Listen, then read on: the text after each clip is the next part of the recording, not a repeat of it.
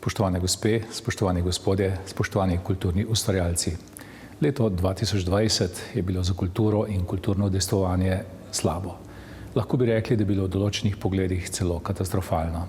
No, kljub temu pa je potrebno reči, da ste se kulturni ustvarjalci trudili in ste v tem letu pridno in marljivo delovali.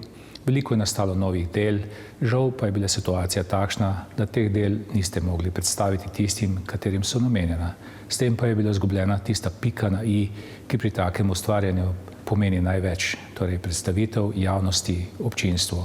Upam, da bo leto 2021 takšno, da bo omogočilo takšno predstavitev, da boste lahko pokazali, kaj vse je bilo lansko leto, pa tudi letošnje leto ustvarjeno. Veseli me tudi, da ste v letu 2020 našli v svojih vrstah kar nekaj takšnih ljudi, ki so bili posebej ustvarjalni, ki so dosegli nekaj več. Ti bodo prejeli nagrade, zaslužene nagrade in seveda vse čestitke gredo njim.